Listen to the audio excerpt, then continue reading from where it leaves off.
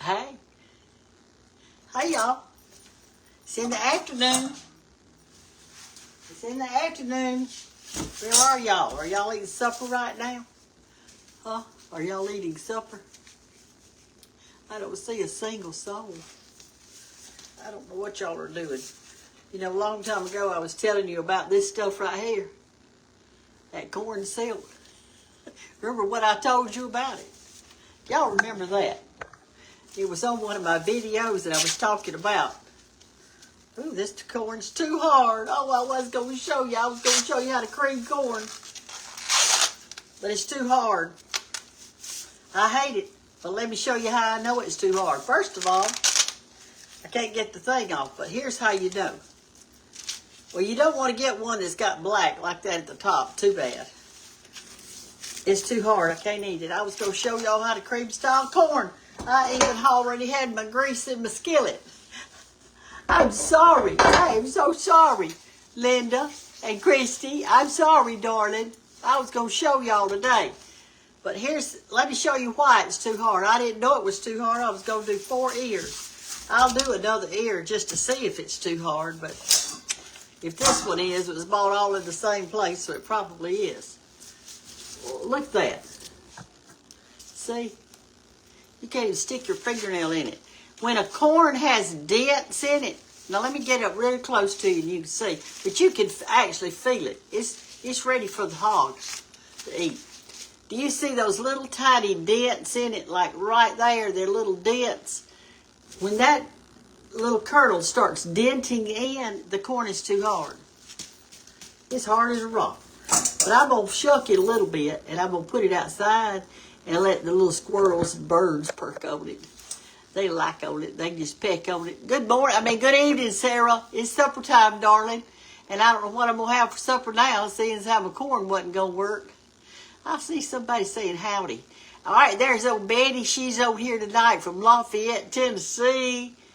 And there's Wendy's watching. And howdy from Arkansas. Oh, my goodness, we got a lot of states watching. There's, let's see, here's Della's Hand. Good evening, Miss Brenda. Love corn. I love it too, darling. My mother and Daddy used to grow corn, and we'd get home. Daddy would go get a bunch out of the garden. Let me get it over here where I can see y'all a little bit better. He would go to the garden and get lots of corn out of that garden. And then we'd come home and he would shuck it on the carport. Did y'all shuck your corn on the carport? We did. We had lawn chairs on our carport. And so, anyway, we would shuck that corn. For y'all that's just coming in, I was going to show y'all how to cream style corn.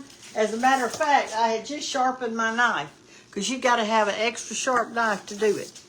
But it's too hard, see? And the people who gave it to me didn't know. No, you can't even stick your fingernail in it. It's so hard. But I'm going to shuck it a little bit like that and put it outside, because the little old birds and squirrels are so hungry, y'all, in this heat wave. It was like 102 today. I mean, I run outside, and I've got my sprinkler turned on some of my flowers, and I've got it on that mist. You know, my sprinkler has different little levels that you can put it on. So I put it on that mist where it just kind of gently goes out like this. And the birds have been in it all day. They love it. They're out there playing in it, and then it makes a little tiny puddle on the ground, and they get on there and just do around like that, and it feels so good to them, y'all.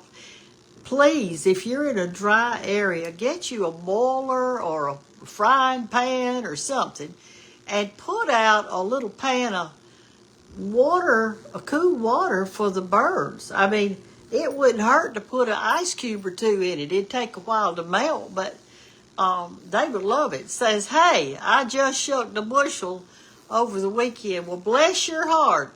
Now, did you know, you can put it up, you can freeze it in a whole ear, or you can cut it off the cob. We did both of them. Your daddy grew green beans and potatoes and corn. Here's Sandra watching today. What is that, KB? KB. Y'all are so sweet to come on in. I'm glad to see you. Some of y'all been asking about the soap. You can't find it and want to know what happened to the soap man. Well, I don't know, because I've got 1 bar left in this package. That's all I've got left. But here's how the package looks right here. It's got 5 bars in it. Y'all, these bars are huge. It's Amish farm soap. I could buy mine in a town. There's 3 places in Andalusia, Alabama that sells it. I'm going to take out one of these bars. I want you to just see how big it is.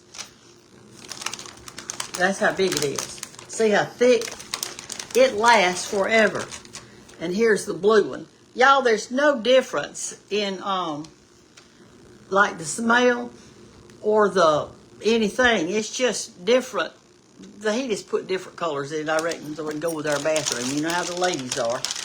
But these are huge bars, and it's Amish farm soap.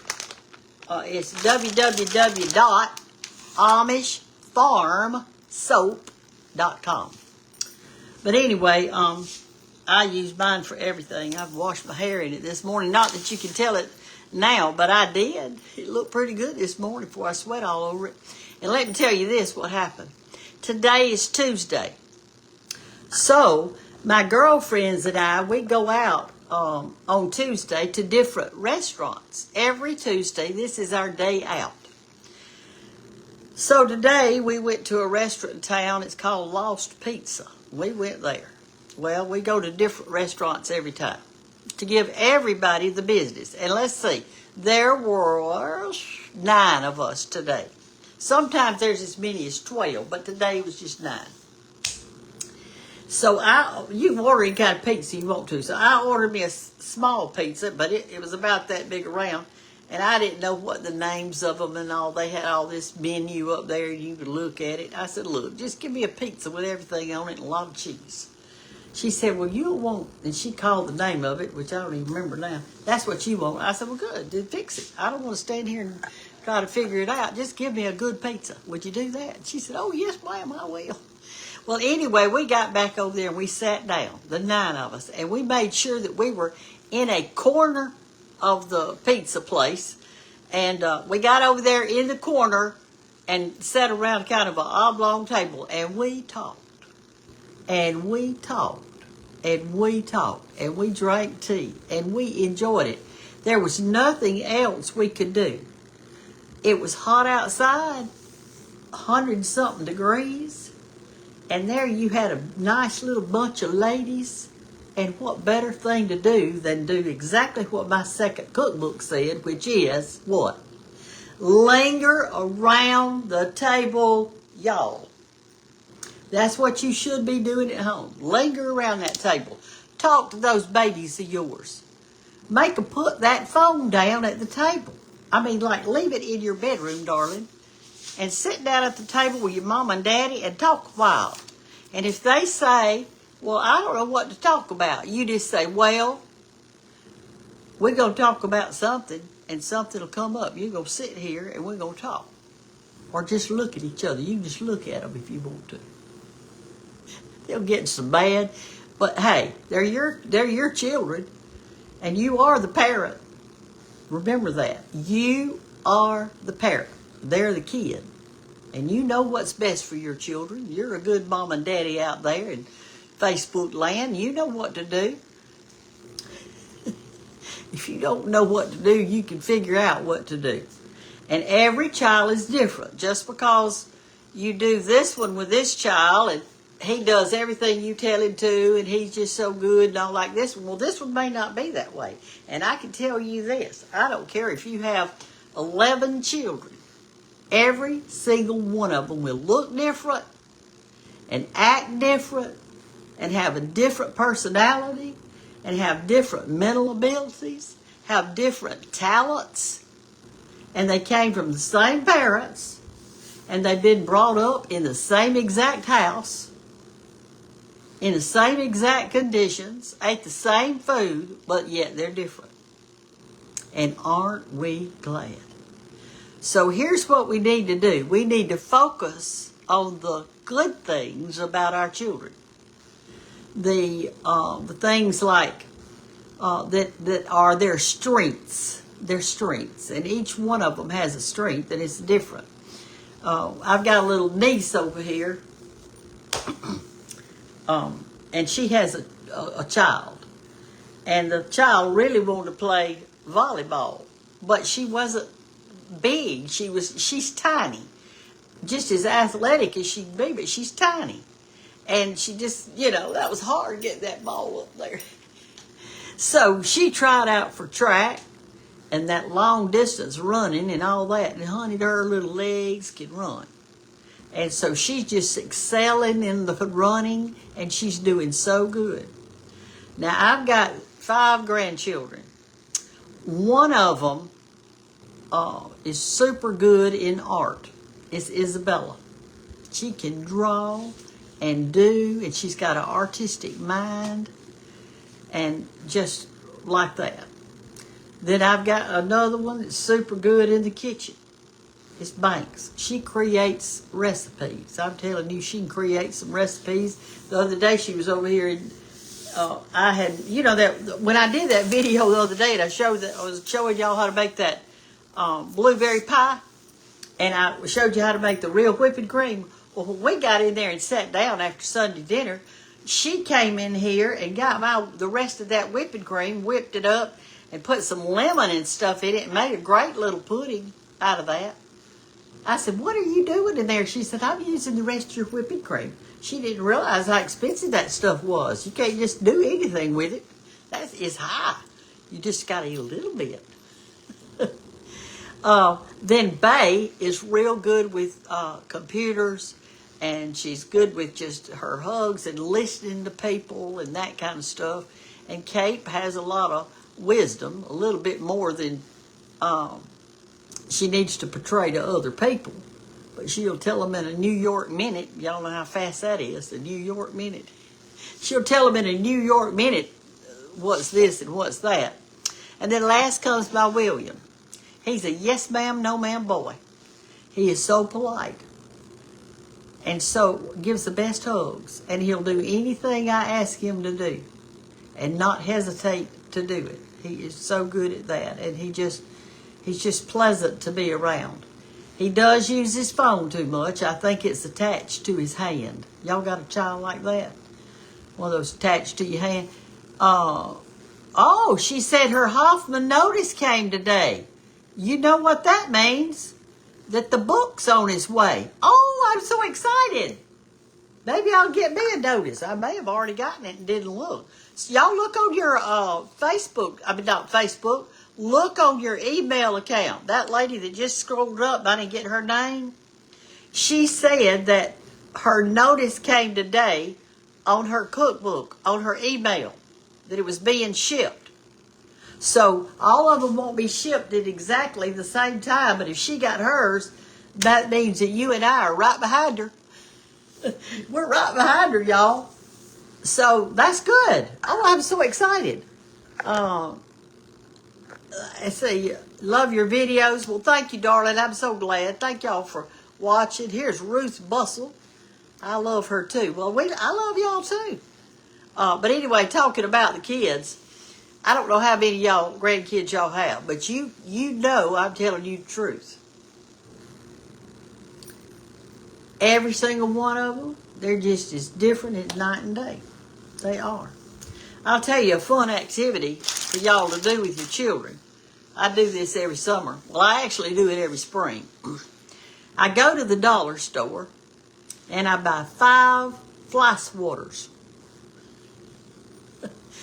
Each one is a different color. There's a nice fly swatter too. I don't buy those little cheapos. I get one that'll really pop like that. And so we get out there on the front porch. I've got those carpenter bees out there that are eating up my swing, my porch swing, just eating it up.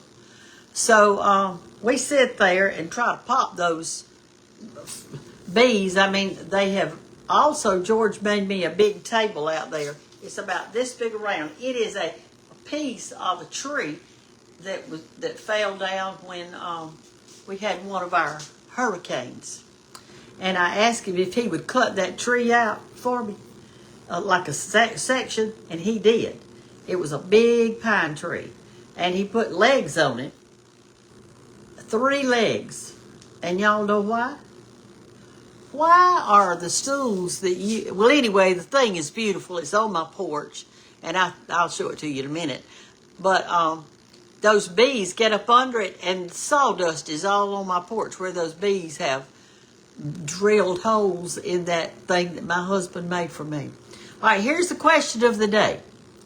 Why do stools, little stools, have 3 legs instead of 4? How much are your cookbooks? They are $35.95 plus their $5 or $6 shipping. Would you like me to go back to my bedroom and get one and show you what it looks like? Would you wait on me to get back? Can you look out the window while I'm gone? Just look out the window while I'm gone. I'll be right back. I'm going to go get it.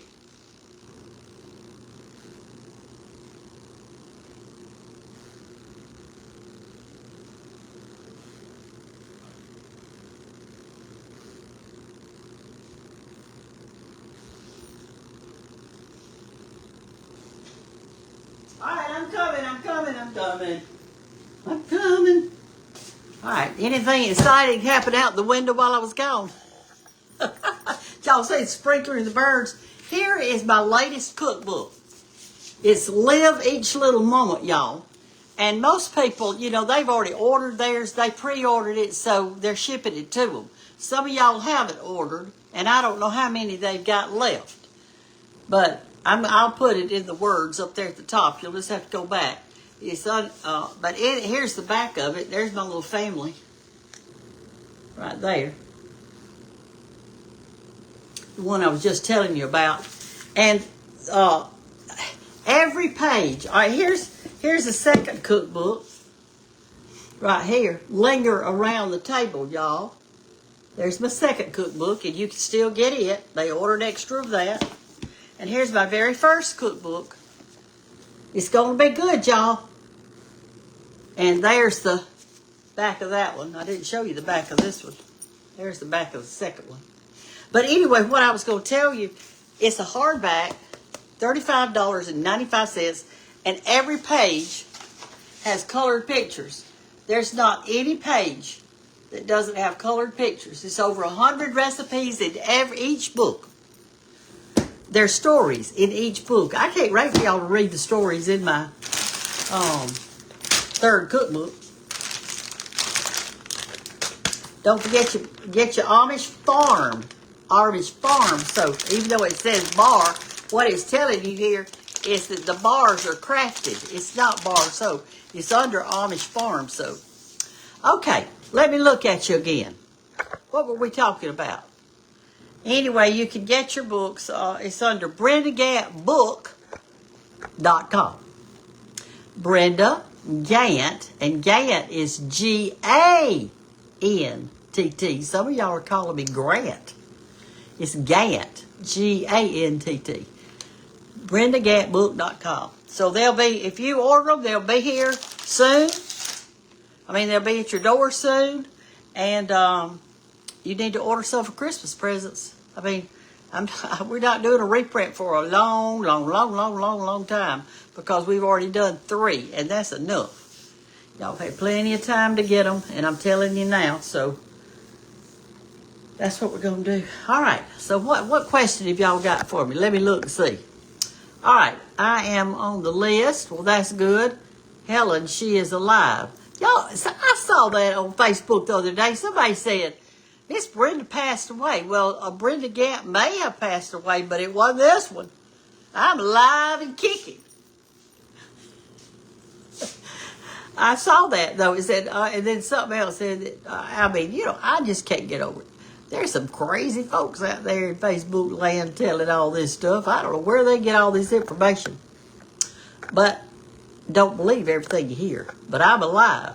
You can believe that. Let's see what we've got. Something about a pottery bowl like you have. That man that made the pottery bowls like I have is out of business. And I am trying to find somebody that sells bowls similar to his. And I may have found somebody when I was on my vacation. I bought a bowl and I like it. And so, anyway, it's really nice. All right, what we were going to do today, for those of you who are just coming in, I was going to show you how to make cream style corn and everything. And when I shucked it, it was too hard. Listen, I couldn't do it. And y'all, I showed you those blueberries I had the other day that I went out in that place and got them. I want to show them to you. For those of you who didn't see that video, a lot of y'all don't see all my stuff. I don't know why, but you don't. Here are the blueberries that I picked at that blueberry farm the other day. I don't want them falling out of here. Let me pour them in here. I'll just pour them in this bowl so you can see them. I want y'all to see them. They were gorgeous. That you pick and pay. And so you pay $1 a pound if you pick. Let me show you how you look. Look at this. I want you to look at this. Look at that. And they are fine. They are delicious. They are so delicious. Anyway, one of my friends went to this blueberry farm north of Andalusia, Alabama. It's on Highway 29 in case there's anybody Andalusia people looking, or if you're nearby. You at the intersection of Andalusia where you have Piggly Wiggly and Hardee's and CVS Pharmacy, that intersection, you'll head north on 29 and you go past the town of Gantt and keep on going just a little bit and you'll see a sign on the right side of the road that says blueberries $1 per pound. It's on the right side of the road on Highway 29. Just keep going till you see it. And so pull in right there. It is a dirt road. So you go down the dirt road a little bit and then it's going to fork. And you take the left fork, take the left, and drive out there where it's just a little bit and you'll see another sign that says blueberries. It's got an arrow. And I drove back in there. And there were, I don't know how many bushes, 200? It was a lot. And they were so full of blueberries that I only picked off of like 3 bushes. And I didn't get, and you couldn't even tell I picked when I picked them. And they're so full that you just put your hand under the bush like that and do like this and they just fall right in your hand and you put them in your bucket. You don't pick like this. You just put your hand under there and gently rub that branch. And all the ripe ones will fall off and the green and red ones stay on. There's an art to picking blueberries, y'all. Y'all know the art to picking blueberries? Are you using self-rising flour? What are they saying? Their biscuits aren't turning out? Is that what it is? This is not a fake site. I won't reckon not. It's live. But now somebody probably put it on their Facebook. I mean, I'm telling you, there's some scammers out there getting us. They ain't got anything better to do. I mean, they just don't have a thing better to do.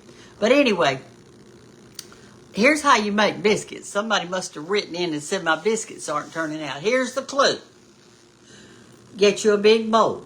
Put your white lily self-rising flour in that bowl. I sift mine. And put it all in there. I mean the whole bag. Make you a bird nest. Put some solid grease in there. Like a big scoop. Like it'll be about the size of 2 chicken eggs. Put it in there. Or 2 chicken egg sizes of butter. Or 2 chicken egg sizes of bacon grease. Whatever you want to use. Then put your buttermilk in it. And it will not taste as good if you use sweet milk. I mean regular milk. It's just not going to do, y'all. I'm sorry. It just is not going to do. So put your buttermilk in that hole. And I would say 1.5 cups at least. Some of you are skimping on your buttermilk. Put it in there. Get your hand and work it up. And don't work it long. Because the longer you work it, the tougher the biscuits get. So work it, put it on, get it kind of in a ball shape, put it on a floured surface, pat it out and cut it out and put it on your skillet. And put the biscuits close together. Have your oven preset and preheated on 500 degrees. If your oven won't go that high, mine will, but if yours won't, put it up as high as it'll go, like 450 or whatever. If you cook it slow, it's going to dry out. It's going to dry out. And it's also going to be tough. The faster you cook it, the faster it rises and the fluffier it is. I just don't know what else to say. And here's your problems if it's not turning out. You're either not cooking on 500 degrees, or either you're not using self-rising flour, you're using all-purpose, and you can't do that. If you use all-purpose, you got to add a bunch of stuff like salt, baking soda, baking powder, and all that kind of stuff. And I don't do that. And you're skipping on your buttermilk. Everybody can make a biscuit. It's kind of like my quote said that time. It says, y'all don't go to eternity without knowing how to make a biscuit. You know, Jesus may want one when you get up there. He may have you make it. I mean, we don't know. We don't know. We don't know, do we? All right. She said yes before. I love watching baking dumplings. All right, dumplings. You bake it with all-purpose flour. You do make that with all-purpose flour. And I bake my fried pies. Y'all please come in the morning and let's see what I've got to put on Facebook. I usually post around 6 o'clock in the morning. Sometimes it's a little after or a little before. I think this morning I posted it like 5:45 because I was up, so I just went ahead and did it. You just go to Facebook and look up Cooking with Brenda Gantt, and sometimes it'll have the word chef out there, SHEF. And when you go there, you will see a little tiny blue check mark on Facebook, and that's me. There's a lot of others on there like Brenda Gantt recipes and Brenda Gantt fans and Brenda Gantt this and Brenda Gantt that. They're not really me. They're just who knows what they're doing. If they would work at that hard on fixing their own page, wouldn't that be nice? It'd probably be great. I'm sure they could do it.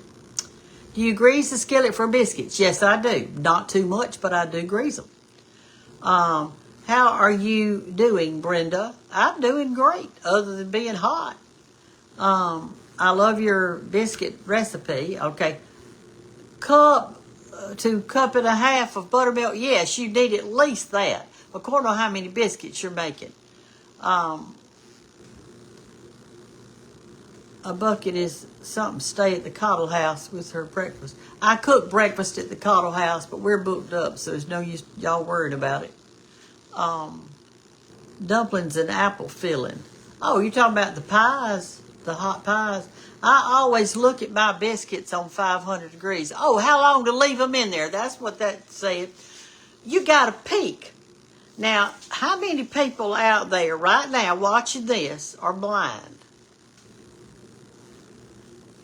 Some of you might be, and you're just listening. But if you've got eyes, then you can peek in your oven. And when it gets the brownish that you want, take them out. I don't like mine real brown. I like mine kind of light brown. But, you know, that's what I like. So anyway, this one says we had milk cows. You were using Amish farm soap? Yes, I use Amish farm soap. Here it is. Amish farm soap. I'm going to put the link in there. Here's a bar. Look how big that thing is. Y'all look at this. Look how thick. It's got bentonite clay in it. And you know what it smells like? Soap. At your granny's house, like soap that you got out in that backyard and bathed in that tub. I'm thinking about getting me an old tub, clawfoot tub, put it in my backyard and put it in a sunny spot and fill it with water. And so then in the daytime, the sun can heat up the water. And at night, I can just run out there in the dark and bathe. Wouldn't that be fun? Then run back to the house. I wouldn't have a dirty bathroom back there then. I wouldn't have to clean my bathroom because I'd be outside doing it. I have some vintage cast iron. Yes, I do. Can you make old-fashioned caramel pie? No, I cannot. I never have made it. But I feel like if I could get a good recipe, I could. Y'all could send me a recipe. But anyway, y'all, what was I saying when I read one of your little things? Oh, the cast iron. I have some Wagner, which is old cast iron. I have some Griswold cast iron, and I've got some new cast iron. Come here and I will show you something. If I can get you off without turning you off. All right, right here. Let me turn on the light in this room. I got the light off in here. Let me go over here and turn this one on. Okay, y'all. Right here is where I keep my cast iron that I use most often. Because this is my gravy skillet. This one is my biscuit skillet right here. There's my biscuit bowl. There's the other bowl that I do some stuff in, but I haven't got any flour in it because I hadn't used it. This is what I do little sausage in. This one right here is my cornbread skillet. These are the ones I use. Oh, and this one right here is a deep skillet. Let me get it out. I'll show it to you. See how deep it is? It's a big one. I got this when I married. My daddy's sister gave me that one. And then in this room right here, I got lots of skillets. I'll show them to you. Let me turn the light on. All right, here we go. Right down here. I know y'all can't see this. Let me turn this light on. It's getting dark outside. Uh-oh. There we go. All right. See down there, I've got a lot of skillets down there. I've got big pizza skillets and cornbread stick skillets. And I've got big teapots and stuff like that. I've got all kinds. I have to kind of rinse it off before I use these because they may be dusty because I don't use them as often, but that's where I keep them, on my hearth. On my hearth, I've got gas logs, and in the winter, I sit in front of those. Feels real good. Let me show y'all a plant that I got the other day somebody sent me. I think you'll like it. Let's go out on the front porch. Since I hadn't got anything to eat for supper because my corn was too hard. I guess I'm going to slice me a tomato and eat that. That'll be good. All right, here is a plant. This is a begonia that was given to me. Isn't that pretty? And, oh, there's a package. Let's see what that says. It may not be for me. It may be Walt's. Let me look. What does it say? His stuff comes to my house, too. Yep, that was Walt's. I don't know what it is, but there it is. Anyway, over here, I want to show you my goldfish plant. Look at this. This little plant right here. See, this little bloom looks like a little goldfish with a little fat belly. Do you see that? And so they call it a goldfish plant. One of y'all made this for me. Isn't that pretty? I keep it in that one. And this is a peace lily. And this is some people call it a pencil plant, stick plant. I call it a naked lady. Because it ain't got any leaves. It's naked. It's got little, right before it goes up higher, you get two little leaves at the top. This is this one right here, y'all. You'll love this one. It is Mother of a Million. Now look at your leaf. Do you see all those little baby plants right there? Well, they fall off, or either you can pull it off like that. and you got that little tiny plant, and you drop it in the soil, and it automatically falls on it. And there's some that fell off in there, and they're already growing. See there, down in there? So this is called Mother of a Million. This one right here is oh heck, Hen and Biddy. And I'm not sure. Oh, this one's called Camels or something. Camel vine, because it looks like a camel because it's got a hump on it. A friend gave me that. And then this is a type of philodendron. It's split leaf philodendron. But there's one philodendron that's a split leaf that's huge, but mine is not. This is a smaller leafed thing. I bring this in the winter and just sit it somewhere in the house. But we don't have much of a winter, just a couple of weeks. It'll be cold weather. This is a beautiful plant right here. That is a gorgeous plant. Isn't it? And then this is something somebody made me to sit in it. Now, y'all could make y'all one of these. Look, all they did is put a stick on the end. It's a metal, screwed it in there, and got a rod, probably from Lowe's or somewhere, and put did a hole in it, and then put a roof on it. And I love it. I think it's so pretty. I keep it in this plant right here. There we go. Well, heck, let me find it. There we go. I should have never taken it out. There we go. That's its hole. All right, and over here, I've got blooms on my flower right here. This is an orchid. And I leave it outside all the time in the summer. And the South Alabama weather, it is so humid that it's good for orchids if you don't have them in the sun. They like it. It's good for them. This is a plant that, it's a type of begonia too. Right here. And then over here, I've got a little birdhouse. And these are, oh heck. There's so many kinds of begonias. There's my fish pond down there.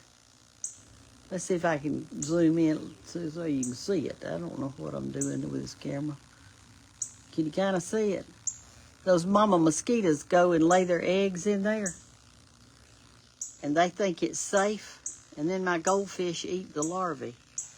So it keeps my mosquito population down. That's a syrup kettle that's in. A syrup kettle. And I got those plants out right there from the river. We have a river here. It's called the Conecuh River. And I've got a friend that lives on the Conecuh River. So when I go to see her, they've got the water comes right up to their backyard. And they have to get out in there and take some of those plants out because it gets so heavy in plants they can't even use the river. And all. So I know y'all been on out here before on my porch and everything. Those are some stained glass windows I put up a few years ago, right there. I think at one time it had some glass in the middle. It had all broke out. I hung them up myself, and then at the very last, Walt came and helped me when he saw me out here on the porch. I think he. I mean, I don't tell him that I'm out here working because he's got so much to do. I hate to ask him, but he'll come anytime I ask him. I went over at Hannah's today, and she was washing windows, and she's fixed to paint around the window, so she was washing them real good, getting them clean. This Carla says, I watched you make the blueberry pie. My husband went and bought apples. Are they fresh? If you do that same pie recipe with apples, you're going to need to put just a little bit more flour in them because that apple is so juicy that I'm afraid your pie might be too runny, okay? These plants are called cast iron plants. Oh, you mean the ones that are around that thing?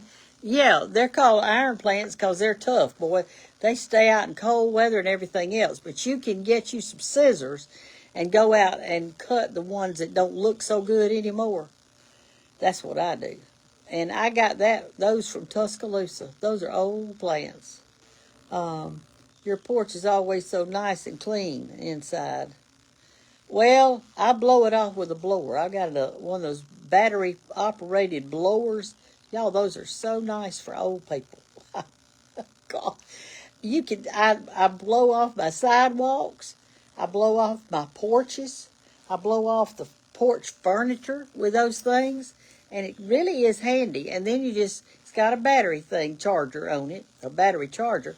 You just pull that out, put it back in its battery charger till the next time you're going to use it. Something's biting my leg. It's an ant. They're looking for water, I guess. But I've got one of those, and that helps keep your porch clean. And sometimes I just turn on my hose pipe, my water, and get up here on the porch and squirt everything down and wipe it. And I don't worry whether the furniture gets wet or that's a rug right there, and it's like an indoor-outdoor kind of rug. It doesn't hurt it to get wet, so I don't worry about it. Here's that table I was telling you about. Right there it is. George made that table for me, and that whole table is a tree that was right here beside our house. That is it. That is the table. And it's got 3 legs. I'm going to go back and read all these comments. Well, I don't know if I read all of them. I'm going to skim through and read as much as I can, and to see if y'all know why stools have 3 legs instead of 4. I know. I know why. So I'm just seeing if you know why. If it's a round stool, it has 3 legs. If it's round. Now that stool over there, that's made out of a half a log, and it only has 4 legs. It has 4 legs. That's a half a log. Some man came up here one day. George was not here. And this was a long time ago. We was running the antique shop, and he had that table. And he said, "You want to buy this table? I need to sell this table." I said, "How much you want for it?" He said, $25. I said, "I'll take it." Because, somebody handmade that table. I love it. I love that handmade stuff like that. That is a beautiful table. Look at this thing. It's a half a log.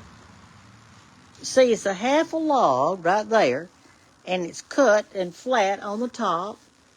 And then it's got 4 legs. And they put and the legs they're hand done. That's a beautiful table to me. I like all that old stuff like that. I think it's wonderful. Just absolutely wonderful. Well, I guess I better get in there and see if I can't find something for supper, since my corns won't work.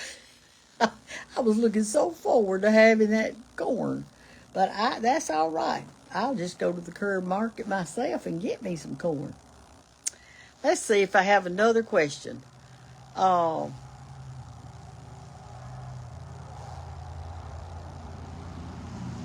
A 3-legged stool where you used to milk cows in the olden days. Yeah, you did sit on a stool to milk cows. That's true. I made your blueberry pie yesterday. Absolutely delicious. And wasn't it easy? It is so easy and so good. As a matter of fact, I had some leftover pie. And so that's what I ate for breakfast this morning. I ate leftover pie this morning. I didn't put anything on it. I didn't heat it up. I just had leftover pie and a cup of coffee, and that's what I had for that. And then for lunch, I ate that pizza. And we talked about when we first got married. The ladies, they're all, older people. I'm one of the older ones. Pat and I are one of the older ones. But anyway, we sat there and talked about when we first married, and we all were poor. But married couples today, when they first get married, Lord, they got all kind of stuff.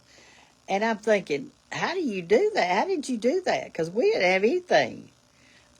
We lived in apartment house that had, you had your apartment, and then the one next to it, there was another apartment. They touched. It was like a row, and they touched. everybody had a little front porch. It was about a 4x4, old enough to stand on maybe and breathe some fresh air. And ours had a little apartment-sized refrigerator. It was tiny. Oh, it was so tiny in our little kitchen. We did not have a TV. Mother and Daddy gave us their old TV, and it was so old that it had a round screen. One of those, have y'all seen those old TVs got a round screen? Well, that's what we had. And one night that thing blew up. So we went to a little furniture store when we first married, and we bought a couch, a chair, a little end table and a lamp, and a little tiny round table. I'm itching right there today. Y'all see anything? I don't see anything. A little round table with 4 chairs and a bedroom suite when we first married. That's what we bought. And we put it in that apartment. And then I had an old iron bedstead that was my aunt's. We put that up in there in another bedroom. It was a 2-bedroom apartment. And that is all we had. No air condition. We didn't have a stove or refrigerator. That was in the apartment. It was furnished. The backyard was about a 25 by 25, and the railroad track was right there. And at night, the train went by, and you felt it. And so our little bedroom was upstairs in that apartment, and with no air conditioning, it being upstairs, heat rises, so you know how cold it was. How hot it was. And it was right downtown on the asphalt of the University of Alabama. It was called Abrams Court. Abrams Court. I don't even know if it's still there or not. Cheap. Well, anyway, to keep cool, we bought a little box fan, and we set it. We raised the window up and set that box fan in the window and let it pull air from the outside and blow across our bed. And that's how we stayed cool at night. I know y'all have heard this before, but I'm telling it for the new ones. Anyway, what happened was about 2 o'clock in the morning, about once a week, the mosquito truck would come by. And it was a truck that blew out chemicals to kill mosquitoes. And you'd hear it coming. And it'd be coming down the road. Lord, George would jump up out of that bed, pull that plug out of the wall, pull the fan out of the window, and shut the window just as quick as he could.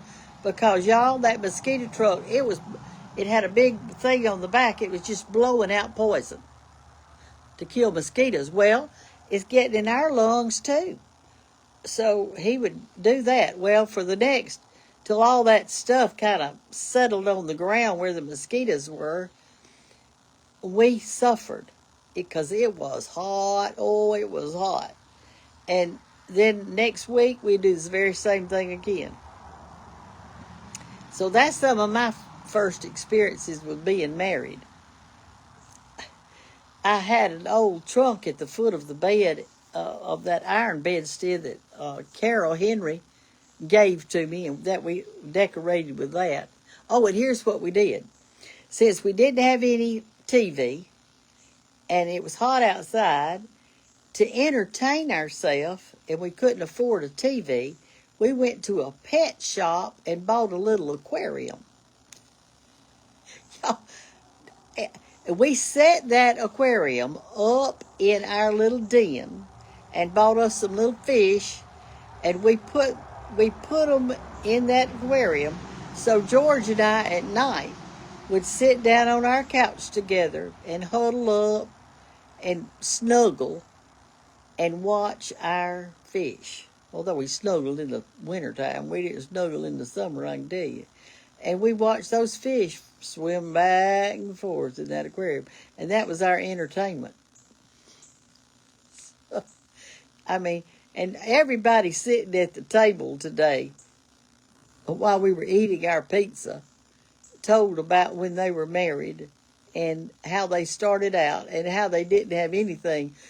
Carolyn, that was there, she said that they lived in a duplex apartment that had to share a bathroom. So you had apartment right here and apartment right here and a bathroom between them that had 2 doors. So if you went in the bathroom, you locked that other door so they couldn't come in. And she said, how would y'all like that? Well, we didn't. We had a real bathroom in ours. I thought I was uptown when she told me that. And then, just different ones told about when they were married and how they went through. But you know what? I think that helps a marriage to grow because you're fighting it together. You're doing it as a team. You're making decisions as a team. You're suffering as a team, and you bond together. And I think that is a really good thing that you can do when you're first married. I think it's good for you. You don't need everything laid out on a silver platter for you. You need to learn to work for it and save and not put things on credit cards, because I'm going to tell you what, when you are having financial problems, that's hard on a marriage. It's hard on a marriage. Just do without. You've got each other. As long as you have a good little bed to sleep in, a little comfortable mattress, and you've got each other and you got something to eat, then be satisfied with it. And when you stay married for a few years, you'll accumulate some stuff. And you can add to it. But don't put it on the credit card, because if you do, you never will get that thing paid off. I mean, it's hard to get a credit card paid off. We didn't even have a credit card when we got married. People didn't use those things. But y'all be really careful with those. Live within your means, whether you got a lot of money or just an average amount or a little. Because money doesn't make you happy or sad. Money's just money. It's how you look at it. So if you've got a good husband or you've got a good wife and you got food on the table and a bed to sleep in at night, then you are blessed. You are blessed. And you're really blessed if you got 2 or 3 little kids. Those are precious too. Those are gifts from God, and they are precious. And they're precious in God's sight. Every single one of them. Every single one of them. Not just the ones that look good. Not just the ones that are really, really super smart. But all of them. All of them are precious in His sight. You remember that little song we used to sing in Sunday school? It says, Jesus loves all the little children of the world, red and yellow, black and white. They are precious in His sight. And, and that's a true song. And we used to sing that all the time in Sunday school. And we'd sing Climbing Jacob's Ladder. I don't know if y'all ever sang that one, but we did. Well, y'all, I'm gonna let you go. I know that y'all are getting tired of watching me. And I'm going to go in there and see if I can't find something to eat. I know there's something to eat. Heck, I might just peel me a tomato and eat that. I've enjoyed being with you. Enjoyed talking to you and visiting with you outside and inside. And that's a good thing. I see a lot of stuff coming in. Y'all talking about box fan in the window.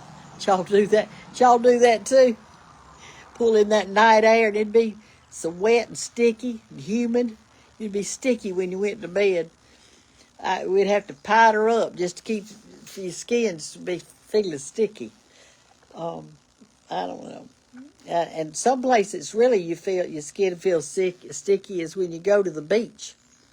That salty air, I don't like it. It feels sticky to me. I don't, golly, I just don't like it. When George and I first married, he said, where you want to go on our honeymoon? And back then, you didn't go far. You know, you didn't have a trip abroad or anything like that. You lucky if you got any honeymoon at all. I said, let's go to the beach. He said, okay. So we went to the beach. Got down there at the beach, and I said, oh, let's go walking on the beach. He said, we're not walking on that beach. I said, what are you telling me? Why aren't we walking on the beach? He said, because we're not going to get sand in our bed. He didn't want sand in that marriage bed. That's what he didn't want. I said, I wish you'd have told me that before I married you, that you didn't like the way. I'll still laugh about that today.